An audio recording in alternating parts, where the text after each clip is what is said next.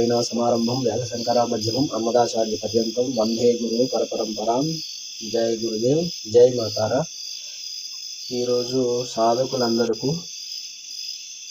తారాదేవి మంత్రాన్ని ఎలా చాలా సులభంగా సిద్ధి చేసుకోవాలో పూర్ణంగా వివరంగా చెప్పుకుందాం. అసలు తారాదేవి ఎవరు? తారాదేవి దశమహావిద్యలలో 2వ దేవత.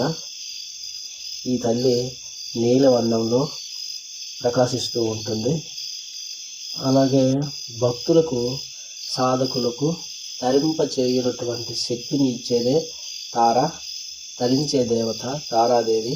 తారాదేవి వాగ్దేవత. తారాదేవి శవంపై నిల్చొని ఉంటుంది. భయంకరంగా నవ్వుతూ రక్తమంతా కూడా నోరుకు పూసుకొని ఉంటుంది. తల్లి నాలుక ఎర్రగా కదులుతూ భయంకరంగా అటు ఇటు ఊపుతూ ఉంటుంది.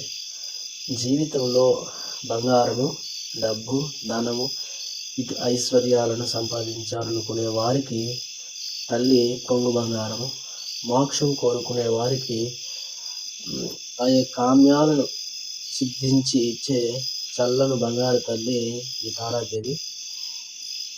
చాలామంది అంటూ ఉంటారు, తారా సాధన చాలా ప్రమాదంతో కూడుకున్నది, భయంకరంగా ఉంటుంది, భయాన్ని గొలుపుతుంది, సాధనలో భయపడుతూ ఉంటుంది అని. కానీ నిజంగా చెప్పాలంటే తారాదేవి సాధన చాలా సులభ రీతిగా సిద్ధించుకోవచ్చు. ఆ విధానాన్ని గురువుల ద్వారా, గురు పరంపర విధానాన్ని ఈరోజు నేను తెలియజేస్తూ ఉన్నాను. సాధకులందరూ నియమనిష్టలతో ఈ సాధనని పూర్తి చేస్తారని ఆశిస్తున్నాను. సాధకులు మంచి గురువు దగ్గర తారా మంత్రోపదేశం తీసుకొని సాధనను ప్రారంభించాలి. ప్రారంభించాక మధ్యలో అస్సలు విడిచిపెట్టవద్దు. మంత్రాన్ని సిద్ధి చేసుకునేంత వరకు ఆగవద్దు. మంత్రం సిద్ధిస్తుంది తొందరగా. వామకేప అనే సాధకుడుకు అష్టసిద్ధులు ఇచ్చింది ఈ తారాదేవి. వశిష్ఠ మహర్షి అంతటి వాడికి కూడా అష్టసిద్ధులు ఇచ్చింది ఈ తల్లే. ఈ తల్లి బంగారు తల్లి. కోరిక ఏదైనా సరే తొందరగా నెరవేర్చే శీఘ్ర ఫలప్రదాయిని ఈ పరమేశ్వరి. ఈ మంత్ర సాధనను శ్మశానంలోన చేయవచ్చు, లేదా ఒంటరిగా ఉన్నటువంటి ఇళ్లలో కానీ, ఏదైనా ఎవరూ రానటువంటి గదిలో కానీ ఈ సాధనను ప్రారంభించవచ్చు. అలాగని సాధనని ఇంట్లో చేయకూడదు, అందరి సమక్షంలో అసలు చేయకూడదు. ఈ తారాదేవి చాలా కరుణామూర్తి, చల్లని తల్లి. కష్టాల్లో ఉన్నవారిని తప్పకుండా ఆదుకుంటుంది. మహాశివుడు అంతటి వాడినే స్తన్యం ఇచ్చి అతన్ని శాంతింపచేసి సాక్షాత్తు ఆ పరమేశ్వరుణ్ణి ఊరటనిచ్చింది. ఆలాహలం తీసుకొని శివుడు మూర్చబోయినప్పుడు ఈ తల్లే స్తన్యమిచ్చి ఊరటనిచ్చింది ఆ పరమేశ్వరుడికి. మనం ఏపాటి చల్లని తల్లి, బంగారు తల్లి, కోరిన కోరికలన్నింటినీ తీరుస్తుంది. సాధకులందరూ ఈ సాధనను వినియోగించుకోవాలని మా ప్రార్థన. తారాదేవి సాధన ఏ సాధకుడైతే చేస్తాడో ఆ సాధకుడికి కంటికి రెప్పలా ఆ పరమేశ్వరి కాపాడుతూ ఉంటుంది. ఎటువంటి ప్రమాదాలనైనా ఆ తల్లి ముందుగానే పసిగట్టి సాధకుడికి ఎటువంటి ప్రమాదము జరగకుండా జాగ్రత్త ఇస్తూ ఉంటుంది. ఈ మంత్రం గురూపదేశం లేకుండా ఎవరు కూడా చేయకూడదు. ఈ విద్య చాలా తీవ్ర విద్య, ఉగ్ర విద్య. శ్మశానంలోనూ, ఒంటరిగా ఉన్నటువంటి ప్రదేశాలలోనూ, జనసంచారం లేనటువంటి అరణ్యాలలోనూ మాత్రమే ఈ సాధన చేయాల్సి ఉంటుంది. ఈ తారాదేవికి ఏకజట, నీల సరస్వతి అని కూడా పిలుస్తారు. ఈ తల్లి సాధన రాత్రి సమయంలో చేయాలి. ఇప్పుడు సాధన విధి విధానాలు చెబుతున్నాను, అందరూ శ్రద్ధగా ఆలకించండి. సాధకులందరూ కష్టాల్లో ఉన్నవారు, అప్పుల బాధలలో కూరుకుపోయినటువంటి వారు, ఆర్థిక బాధలతో సతమతమైనటువంటి వారు కూడా ఈ సాధనని తప్పకుండా చేయండి. తారాదేవి కరుణించే తల్లి. చల్లగా చాలా తొందరగా శీఘ్రంగా సిద్ధి చేకూర్చి విజయాలను అందిస్తూ ఉంటుంది. కంటికి రెప్పలా కాపాడుతూ ఉంటుంది. సాధన ఏ విధంగా చేయాలో చెబుతున్నానో అందరూ ఆలకించండి. రాత్రి సమయంలో ఒంటరిగా మాత్రమే ఈ సాధన చేయాల్సి ఉంటుంది. గులాబీ రంగు వస్త్రాలను ధరించవలసి ఉంటుంది. గులాబీ రంగు ఆసనము, గులాబీ రంగు ధోవతి కుర్తా ధరించి, ఆఖరికి దీపపు కుండి కూడా గులాబీ రంగులో ఉంచుకొని ఆ గది మొత్తం కూడా గులాబీ రంగును మాత్రమే పూయాల్సి ఉంటుంది. గదిలో దీపపు ఒత్తి కూడా గులాబీ రంగు కలర్లోనే ఉంచాలి.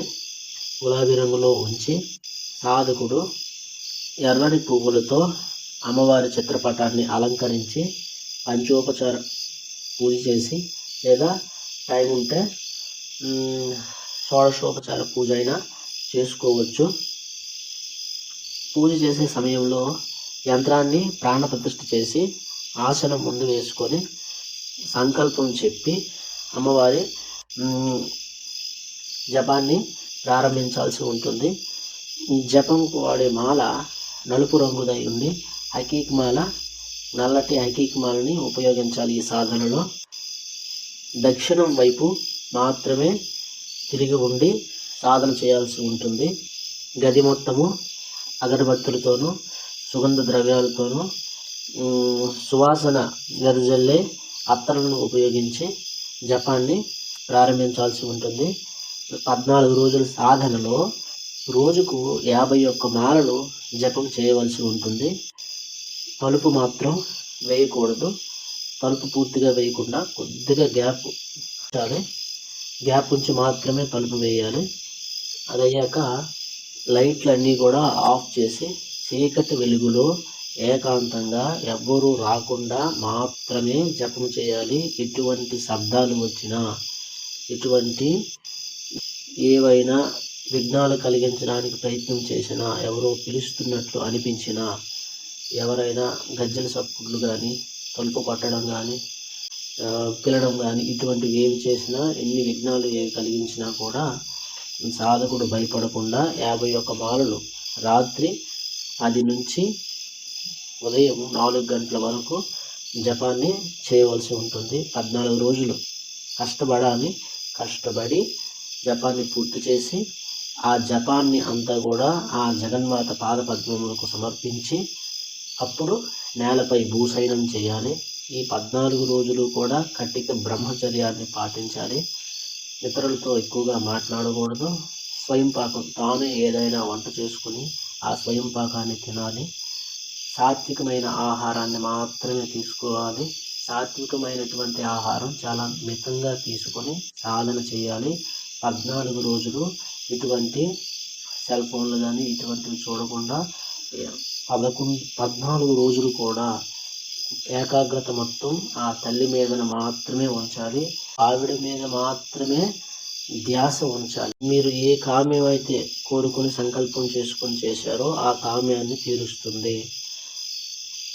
మంత్రము ఇక్కడ ఇస్తున్నాను ఆ డిస్ప్లేలో, మీరందరూ దాన్ని మీరు రాసుకోండి. నేను అది చెప్పట్లేదు. దీక్షలో ఈ సాధనలు ఇవన్నీ చేస్తాను కాబట్టి నేను చెప్పకూడదు. మీరు ఆ సాధనని డిస్ప్లేపై రాయటం జరిగింది. అది చూసి మీరు తెలుసుకున్నంత వరకే ఏదైనా మంచి గురువు దగ్గరికి వెళ్ళి సాధన తీసుకోండి. తప్పకుండా ఈ మంత్రాన్ని సద్వినియోగం చేసుకోండి. ఏదైనా పుణ్య కార్యక్రమాలే చేయాలి కానీ పాప కార్యక్రమాలు చేయకూడదు. జగన్మాతను మనం ప్రార్థించి మనం కామ్యాలను తీర్చుకోవాలి. సాధకులందరూ ఈ మంత్ర సాధనను వినియోగించుకుంటారని ఆశిస్తూ తారాపీఠ్. జై గురుదేవ్, జై మా తారా.